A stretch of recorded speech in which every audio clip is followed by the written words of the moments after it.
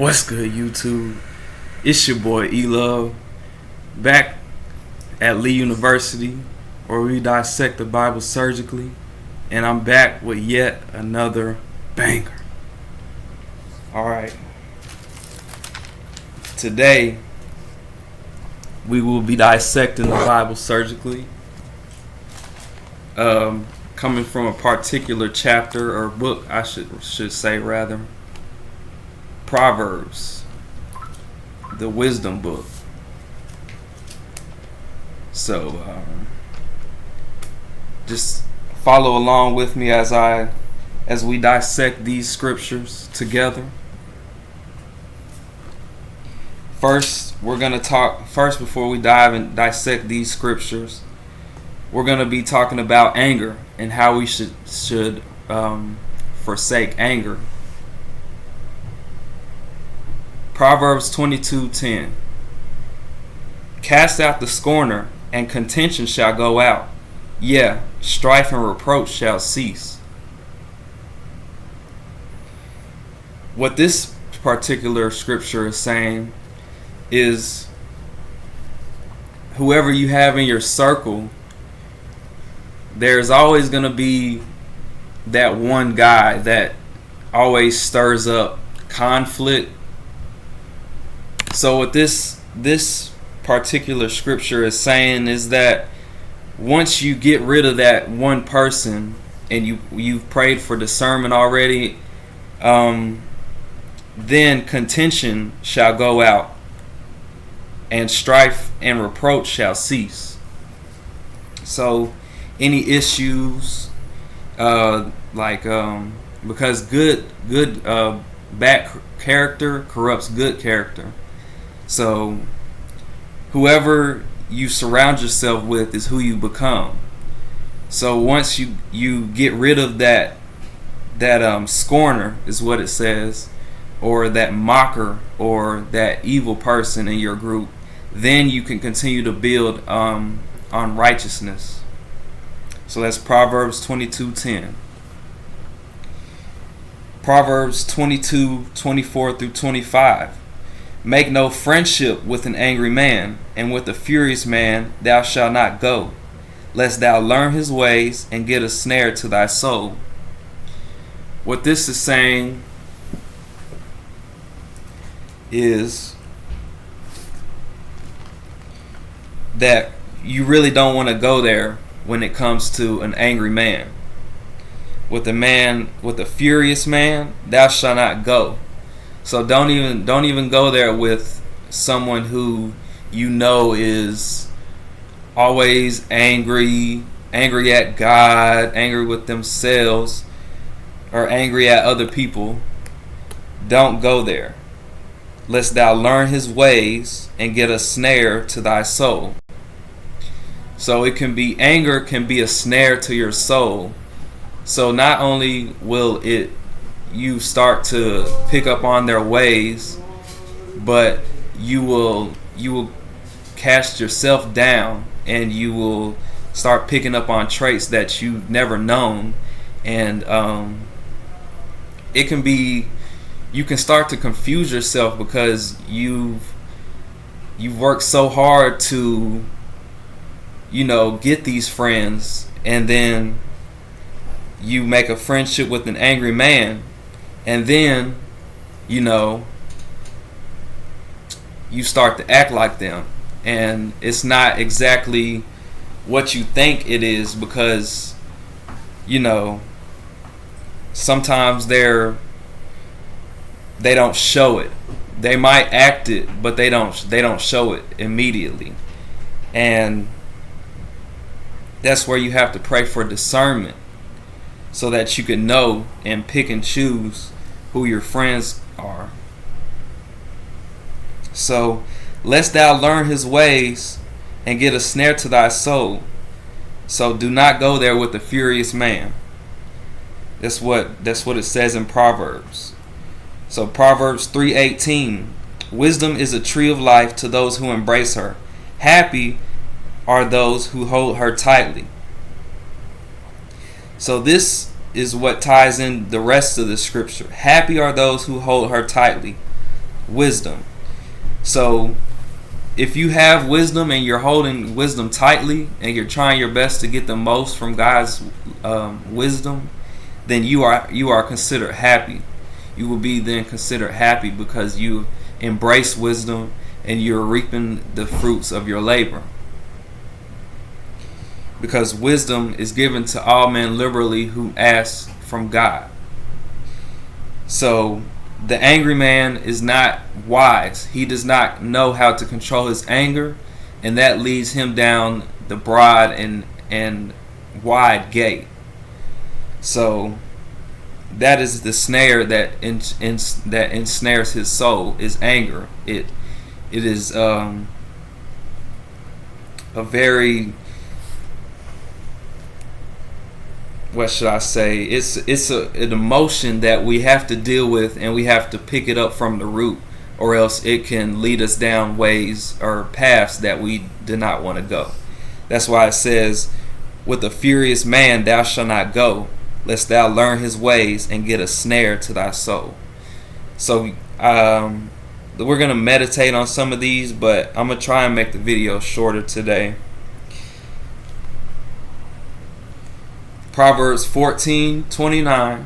He that is slow to wrath is a great understanding, but he that is hasty of spirit exalteth folly. So what this is saying is we must be slow to wrath, and those who are slow to wrath are of great understanding, because they have that wisdom that if I get angry, something bad is going to come out of this situation. You know, they think before they act, and that is where a lot of angry people mess up at. They think out of they act without thinking, and that's where a lot of negative actions happen, a lot of negative words, because we cannot control the tongue, but we can control what we do so that what we say is pleasant to the Lord. Folly means foolishness. So he that is hasty of spirit exalteth folly. So it's saying that we are exalting foolishness when we are angry, when we feel angry.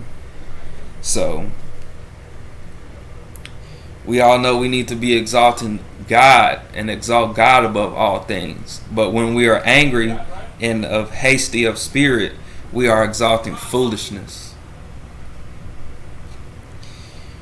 So what I put together is Genesis 4:7 for you guys.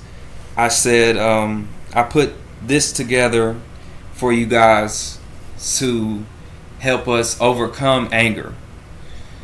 And it says, Genesis 4:7 says, if thou dost well, shalt thou not be accepted? And if thou dost not well, sin lieth at the door, and unto thee shall be his desire, and thou shalt rule over him. This verse means that if you do not do well in the land of the living, sin lieth at the door. And we know that whatever we know is wrong and we don't do what is good, that is considered a sin. So when we do not do well, sin lieth at the door. And then it says, and unto thee shall be his desire, and thou shalt rule over him. So that means that sin will desire to be your master. Sin will desire to rule over you in every aspect of your life, because that's what sin does.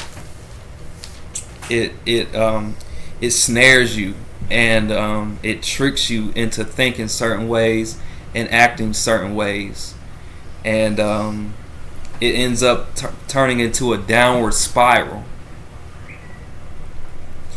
So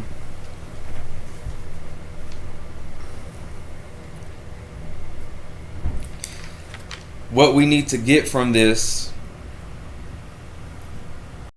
is when we feel the urge to get upset or to act out of anger, we need to reevaluate, take a step back, reevaluate, and then trust God to remove that anger from your soul, because it will snare you and it will trick your mind into thinking that what is bad is good.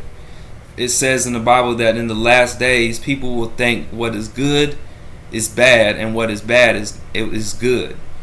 So a lot of this starts with anger, and it transfers over to other people, and without them knowing, it can make them into a bad person. Last, this verse also doesn't come from Proverbs, but it ties into the rest of the scripture. Psalms 45 verse 7. Thou lovest righteousness and hated wickedness. Therefore God, thy God, hath anointed thee with the oil of gladness above thy fellows. What this is saying is, after you heeded to God's instruction, you have gotten rid of the angry man from your circle. You got rid of him from your circle, and you've trusted in God to get rid of that anger that you have, and you hated wickedness and loved righteousness truly. Therefore then God will anoint you with the oil of gladness. So you will no longer be angry anymore, because you hated wickedness and you've taken the extra step to get rid of those people around you that think negative or do negative things, and you love righteousness that much to do so. Then he will anoint you with the oil of gladness above the rest of your friends, or the rest of thy fellows, which means the rest of your companions, the rest of those who you surround yourself with. So it will show, once you get rid of anger, it will show truly. It will show, because we are the light of the world, created in God's image. We are the salt of this world. How can salt get its flavor back? Through God. It has to be refined by God. We get tested like gold. We get refined day in and day out. We get tested. So I hope this video helps some of you. Just know that we are all a work in progress, and we are all the light of this dark world, and we have to be a light, and we have to be called. We have to follow our calling in Jesus Christ, and we are the salt of this world. So we have to stand out more than just the average person, and we have to live a life according to God's will, so that we can harvest that blessing.